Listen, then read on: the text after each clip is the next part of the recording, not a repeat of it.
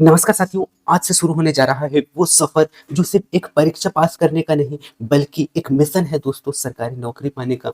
ये साधारण क्लास नहीं है दोस्तों, ये महामैराथन है जहां पसीना बहेगा, आंखें जगती रहेगी और दिमाग लगातार सीखता रहेगा।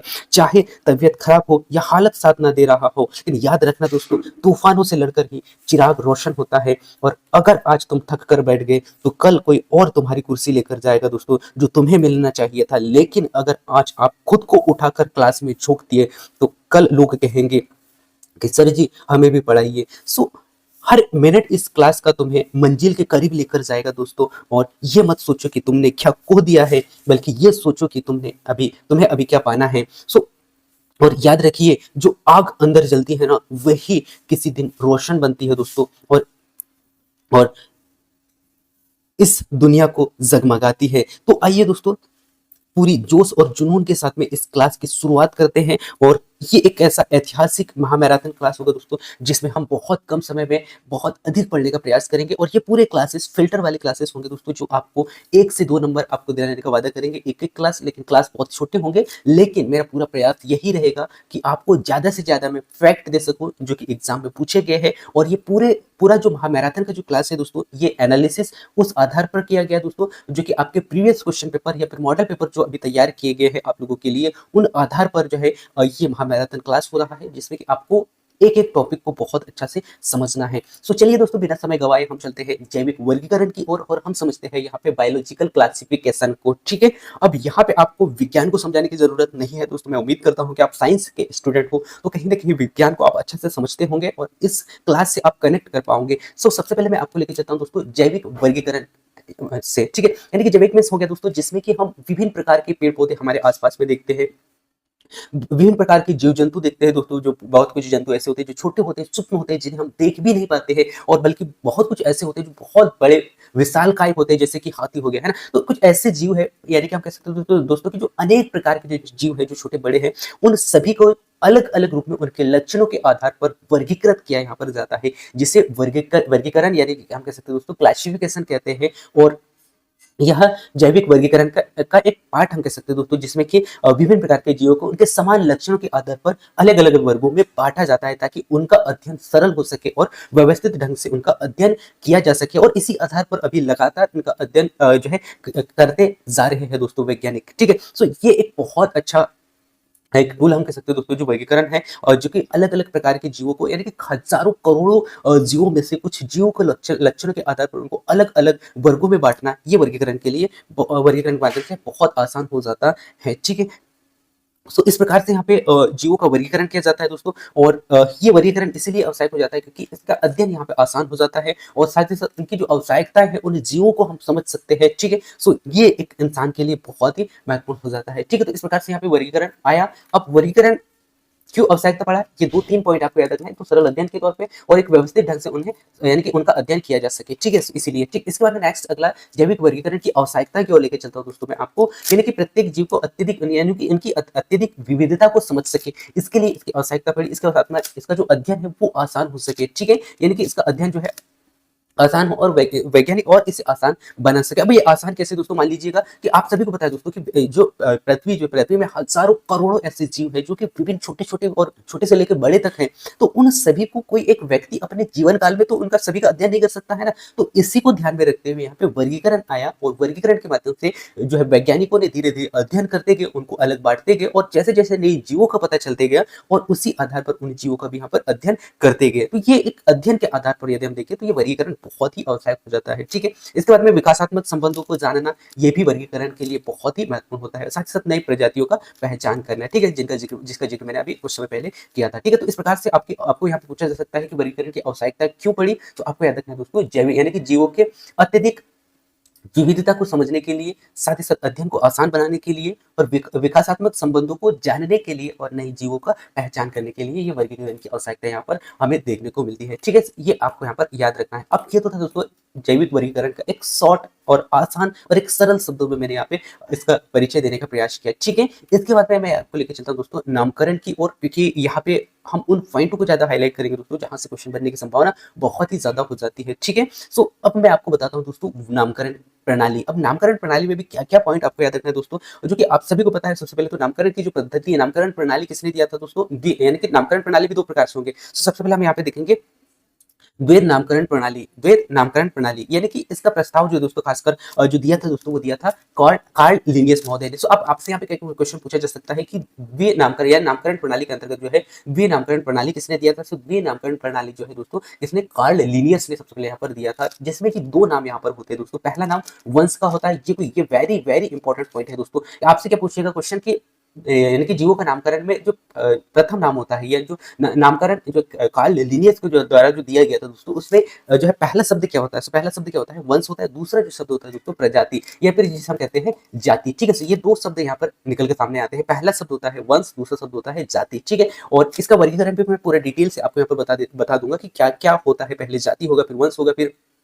कुल होगा। ठीक है, तो इस प्रकार से यहाँ पर वर्गीकृत किया जाता है दोस्तों। ठीक है, तो ये आपको यहाँ पर याद रखना है। यदि हम बात करें दोस्तों नामकरण प्रणाली की, तो यहाँ पे आपको यही याद रखना है, नामकरण प्रणाली, द्वि नामकरण प्रणाली किसने दिया था, वो दिया था कार्ल लिनियस ने दिया था, जिसमें दो शब्द होते हैं। पहला शब्द होता है वंश का, दूसरा शब्द होता है प्रजाति का। ठीक है, ये दोनों तीनों पॉइंट आपको यहाँ पर याद रखना है दोस्तों। ठीक है, इसके बाद में इसके कुछ उदाहरण मैं आपको बता देता हूं दोस्तों द्वि नामकरण प्रणाली का। मान लीजिए कोई व्यक्ति है, यानी कि मनुष्य का हम वैज्ञानिक नाम यदि हम देखें, तो यहाँ पे आपको दो नाम देखने को मिलते हैं। देखने को मिलता है दोस्तों होमो, दूसरा देखने को मिलता है सेपियंस। अब यहाँ पे होमो जो है ना दोस्तों, ये वंश को प्रदर्शित करता है। ठीक है, और जो प्रजाति जो है दोस्तों, यानी कि सेपियंस, यानी कि प्रजाति को दर्शाता है। सो इस प्रकार से मानव, यानी कि व्यक्ति का, यानी कि मनुष्य का वैज्ञानिक नाम क्या होता है दोस्तों, होमो सेपियंस। ठीक है, सो यहाँ पे आपको समझ में आया होगा। अब यहाँ पे और कुछ महत्वपूर्ण फैक्ट मैं आपको बता देता हूँ दोस्तों, जो नियम में जो आपको यहाँ पे दिया गया दोस्तों द्वि नामकरण पद्धति के अंतर्गत। तो इसमें खासकर जो लैटिन भाषा का उपयोग किया जाता है नाम में। ठीक है, यानी कि जितने भी जो नाम होते हैं ना दोस्तों, उनमें खासकर लैटिन भाषा का उपयोग किया जाता है। और पहला अक्षर कैसे होता है, ये एक बहुत ही वेरी वेरी इंपॉर्टेंट पॉइंट है। सो पहला तो पॉइंट आपको याद देखने को मिलेगा, यानी कि जो भाषा जो होती है ना, किस भाषा में लिखा जाता है, लैटिन भाषा में लिखा जाता है। दूसरा,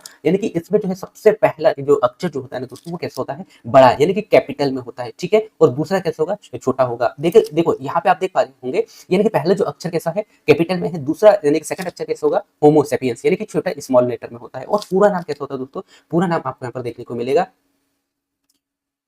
लैटलिक या फिर रैखिक, जो है रैखिक यहाँ पर किया जाता है। और पूरा नाम कैसे होता है दोस्तों, लैटलिक या फिर रैखिक किया जाता है। ठीक है, तो ये आप अच्छे से देख लीजिएगा। ठीक है, तो ये तीन पॉइंट यहाँ पर आपको याद रखने दोस्तों नामकरण प्रणाली से। पहला तो दो शब्द आते हैं, वंश, जाति। ठीक है, इसके बाद में नेक्स्ट आपको यहाँ पे याद रखना है, इनका जो नाम होता है पहले लैटिन शब्द में होता है, यानी खासकर लैटिन शब्द में होता है। और पहला अक्षर कैपिटल होता है, दूसरा स्मॉल होता है, और पूरा जो है इस प्रकार से जो मुड़े हुए जो अक्षर होते हैं उस प्रकार से यहाँ पर रैखिक, यानी कि रेखांकित किया जाता है। ठीक है, तो ये आपको यहाँ पर याद रखना है। इसके बाद में नेक्स्ट पॉइंट को लेकर चलता हूं दोस्तों, और अब हम यहाँ पर समझते हैं वर्गीकरण के इतिहास को, यानी कि वर्गीकरण किस प्रकार से किया जाता है। वर्गीकरण सामान्यतः दो प्रकार से होता है दोस्तों, और आप सभी को पता है दोस्तों कि सबसे पहले जो द्विजगत प्रणाली का जो वर्गीकरण है, वो किसने किया था, कार्ल लिनियस ने किया था। और इन्होंने सामान्यतः दो प्रकार से वर्गीकृत किया था, एक पादप के रूप में और एक जंतुओं के रूप में। लेकिन ये जो वर्गीकरण है दोस्तों, ये सही रूप से सिद्ध नहीं हो पाया, क्योंकि इसमें बहुत सारे ऐसे अंतर जो है वो क्लियर नहीं हो पाए थे। इसीलिए पुनः फिर से यहाँ पे एच विकेटर महोदय आते हैं, और इन्होंने लगभग पांच, यानी कि यहाँ पे समझ पांच अलग अलग प्रकार से यहाँ पे वर्गीकृत किया दोस्तों, जिसमें कि यानी मोनेरा प्रोटिस्टा, फंगी, प्लांट और एनिमेलिया। ठीक है, तो इस प्रकार से यहाँ पे पांच जगतों में वर्गीकरण यहाँ पर किसके द्वारा किया गया, सुबिकेटर के द्वारा किया गया। ठीक है, अब यहाँ पे आपसे क्वेश्चन क्या पूछा जा सकता है, सबसे पहले वर्गीकरण किसने किया, तो सबसे पहले वर्गीकरण जो दोस्तों कार्ल लिनियस ने किया था। ठीक है, और कार्ल लिनियस ने सामान्यतः दो प्रकार से जो नाम है वो यहाँ पर दिया था, आपने यहाँ पे देखा। ठीक है, इसके बाद में जो है द्विजगत यानी कि जंतु पादप में कार्ल लिनियस ने वर्गीकृत किया था। इसके बाद में नेक्स्ट अगला वैज्ञानिक आता है दोस्तों, और इन्होंने पांच जगत में वर्गीकृत किया। इसका नाम क्या है, आर.एच. विकेटर। ठीक है, ये बहुत ही वेरी वेरी इंपॉर्टेंट पॉइंट है दोस्तों, जो कि आपसे पूछा जा सकता है, क्योंकि वर्गीकरण वो टॉपिक है दोस्तों आपका जो आपके सिलेबस में पहला दिया गया है। ठीक है, तो ये आपको यहाँ पर याद रखना है। अब ये आर विकेटर, जो आर विकेटर के, सॉरी माफ कीजिएगा, आर.एच. विकेटर के द्वारा जो पांच जगत में वर्गीकरण किया गया दोस्तों, उसको मैं आपको यहाँ पे बता देता हूँ, उसका आधार क्या है, किस आधार पर उन्होंने वर्गीकृत किया था, ये भी आपसे क्वेश्चन पूछा जा सकता है। ठीक है, तो वो क्या था दोस्तों, कोशिकीय संगठनों के आधार पर। ठीक है, कोशिकीय संगठनों के आधार पर। दूसरा जो यहाँ पे इन्होंने किया था दोस्तों, पोषण विधि के आधार पर। और तीसरा जो है दोस्तों, शारीरिक संरचना के आधार पर। और चौथा प्रजनन के आधार पर। ठीक है, तो ये आपको यहाँ पर याद रखना है, यानी कि जो आर.एच. विकेटर महोदय ने कोशिकाओं के संगठनों के आधार पर जो है कोशिकाओं का, यानी माफ कीजिएगा, यानी कि पांच जगतों में वर्गीकृत किया था, यानी कि एक कोशिकीय है या बहुकोशिकीय है, इनको देखकर यहाँ पे वर्गीकृत किया गया। साथ ही साथ पोषण विधि कैसी है, उनकी शारीरिक संरचना किस प्रकार से है, और प्रजनन विधि किस प्रकार से, इस प्रकार से यहाँ पे आर.एच. विकेटर महोदय पांच जगतों में वर्गीकृत करते हैं दोस्तों। और वो जगत है पहला मोनेरा। ठीक है, अब मोनेरा को जो है सामान्यतः कोशिकाओं के प्रकार के आधार पर यहाँ पर वर्गीकृत किया गया दोस्तों, और जिसमें कि ये जो यानी कि ये जो जगत होते हैं दोस्तों मोनेरा, ये प्रोकैरियोटिक्स होते हैं। कैसे होते हैं? प्रोकैरियोटिक्स होते हैं, यानी कि इनकी कोशिकीय संरचना जो है पूर्ण रूप से विकसित नहीं होती है, ठीक है? तो इसीलिए इन्हें मोनेरा जगत में रखा गया है, ठीक है? तो ये आपको यहाँ पर याद रखना है। अब ये पॉइंट भी आपसे पूछा जा सकता है, जो कि मैंने आपको यहाँ पर बता दिया है। जैसे मान लीजिए बैक्टीरिया हो गया, नीलहरित शैवाल, ये सब किसके अंतर्गत आते हैं? ये मोनेरा के अंतर्गत आते हैं, जिनका जो कोशिकीय संरचना जो होती है वो होती है दोस्तों प्रोकैरियोटिक्स, ठीक है? और इनकी कुछ अन्य विशेषताएं भी होती है दोस्तों, इनमें खासकर झिल्लीबंद अंगक नहीं होते हैं और इसमें न्यूक्लिक नहीं होता है, ठीक है? यानी कि न्यूक्लिक और जो झिल्लीबंद है दोस्तों, ये अंगक नहीं होते हैं, क्योंकि ये एक ऐसे जो जीव होते हैं दोस्तों जो प्रोकैरियोटिक्स होते हैं, यानी कि इसमें कोशिकीय संरचना पूर्ण रूप से विकसित नहीं हो पाती है, ठीक है? तो ये आपको यहाँ पर याद रखना है। दूसरा है दोस्तों प्रोटिस्टा, यानी प्रोटिस्टा के अंतर्गत जो वे जीव आते हैं दोस्तों जो एक कोशिकीय होते हैं। कैसे होते हैं? एक कोशिकीय होते हैं, जैसे अमीबा हो गया, पैरामीशियम हो गया, यूग्लिना हो गया, ये कैसे है? एक कोशिकीय होते हैं, ठीक है? और पौधे और जंतु ये दोनों जैसे इनके लक्षण पाए जाते हैं, यानी कि जंतु की तरह भी होते हैं और ये पादपों की तरह भी होते हैं, ठीक है? तो इन्हें कहा जाता है प्रोटिस्टा, ठीक है? तो ये है दोस्तों प्रोटिस्टा। तो खासकर ये उदाहरण आपसे पूछे जा सकते हैं, तो ये आपको यहाँ पर याद रखना है। इसके बाद में फंगी आता है दोस्तों, और आगे वाले क्लास में हम एक एक पॉइंट को एक एक को हम समझेंगे, यानी कि फंगी क्या होता है, प्रोटिस्टा क्या होता है, साथ ही साथ प्लांट्स हो गया या फिर एनिमेलिया, इन सबको एक एक क्लास में हम कवर करेंगे दोस्तों, ठीक है? यहाँ पे हम शॉर्ट में वर्गीकरण के आधार पर हम यहाँ पे देख रहे हैं। सो फंगी के अंतर्गत फंगी क्या होता है दोस्तों? इसमें जो है खासकर कोशिका प्रकारों के आधार पर यदि हम बांटे दोस्तों, तो ये अनेक कोशिकीय होते हैं यहाँ पे, ठीक है? सो ये आपको यहाँ पर याद रखना है, ठीक है? और ये खासकर यूकैरियोटिक्स होते हैं। कैसे होते हैं दोस्तों? यूकैरियोटिक्स होते हैं। जबकि इससे पहले जो हमने देखा था दोस्तों, जो फर्स्ट जो हमने देखा था, जिसे मोनेरा मैंने आपको बताया था, मोनेरा कैसा था? यूकैरियोटिक सॉरी प्रोकैरियोटिक्स था। लेकिन जब ये अभी जो हम यहाँ पे देख रहे हैं फंगी को, सो फंगी कैसा है दोस्तों? यूकैरियोटिक्स है, ठीक है? तो ये आपको यहाँ पर याद रखना है, ठीक है? यानी कि इसमें अनेक कोशिकाएं पाई जाती है, ठीक है? और इनमें पोषण जो है ना दोस्तों प्रकाश संश्लेषण के माध्यम से होता है। पोषण कैसे होता है दोस्तों? प्रकाश संश्लेषण के माध्यम से होता है, ठीक है? तो ये आपको यहाँ पर याद रखना है। इसमें कोशिका भित्ति काय की बनी होती है, तो कोशिका भित्ति आपको याद रखना है काइटिन की बनी होती है, ठीक है? और प्रोटिस्टा, ठीक है? तो ये आपको यहाँ पर याद रखना है। और माफ कीजिएगा, यहाँ पे जो है पोषण आपको यहाँ पर याद रखना है दोस्तों, पोषण मैंने यहाँ पे गलत बता दिया था, ठीक है? तो ये जो फंगी है दोस्तों, फंगी का जो प्रकार है पहले तो आपको याद रखना है कैसा होता है दोस्तों, यूकैरियोटिक्स होता है, ठीक है? इसके बाद में कोशिका भित्ति काइटिन की बनी होती है, जैसे कि ईस्ट हो गया, मशरूम हो गया और जो पेनिसिलियम हो गया, ये कैसे होते हैं दोस्तों? ये सब किसके अंतर्गत आते हैं? फंगी के अंतर्गत आते हैं, ठीक है? तो ये आपको यहाँ पर याद रखना है, ठीक है?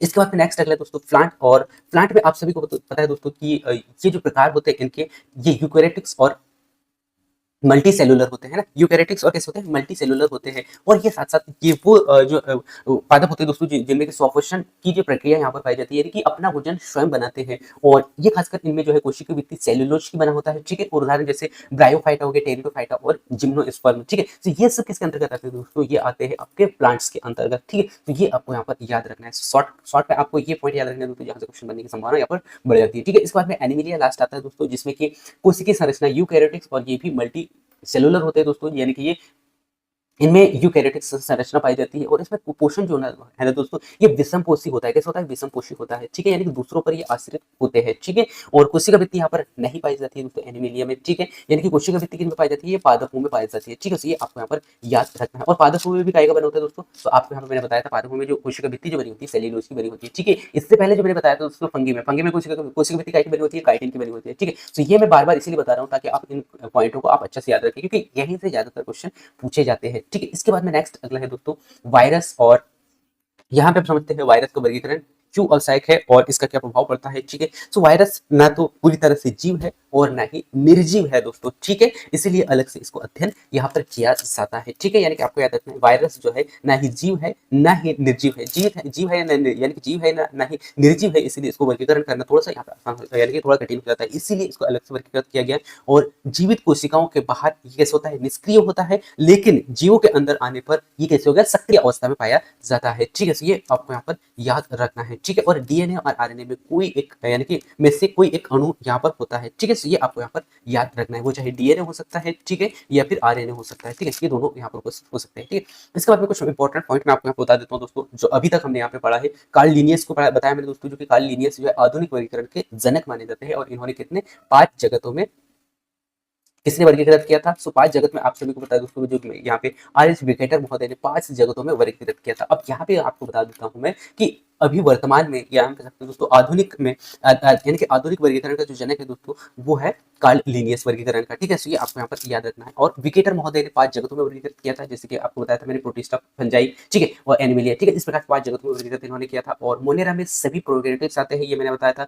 और साथ ही साथ फंगी कोशिका में काइटिन, यानी कोशिका भी काइटिन की बनी होती है, कोई काइटिन की बनी होती है, ठीक है? तो ये आप दोनों अच्छा से याद रख लीजिएगा दोस्तों। तो ये छोटा सा क्लास था जिसमें मैंने आपको यहाँ पे समझाने का प्रयास किया था वर्गीकरण को, और इस प्रकार से यहाँ पे क्लास की शुरुआत होती है दोस्तों। इसके बाद हम यहाँ पर देखेंगे नेक्स्ट अगले क्लास में इंपॉर्टेंट वर्गीकरण के प्रकारों को। सो मिलते हैं दोस्तों नेक्स्ट अगले क्लास में। और ये क्लास आपको कैसा लगा ये आप जरूर बताइएगा दोस्तों, ताकि मैं ऐसे ही क्लासेस आप लोगों तक पहुंचा पाऊं। और आप सभी को बता दूं दोस्तों कि ये पूरा नोट्स जो है आपको फ्री में वीडियो के ही डिस्क्रिप्शन में मिल जाएगा। सो वहां से जाके डाउनलोड करके एक बार आप अच्छा से रिवीजन जरूर कर लीजिएगा दोस्तों, जो कि आपके एग्जाम के लिए बहुत ही महत्वपूर्ण होगा। और यदि आप अभी टेस्ट लगा रहे होंगे, प्रैक्टिस आप रिवीजन बार बार कर रहे होंगे, तो ये पॉइंट आपको बहुत हेल्प करने वाले हैं, ठीक है?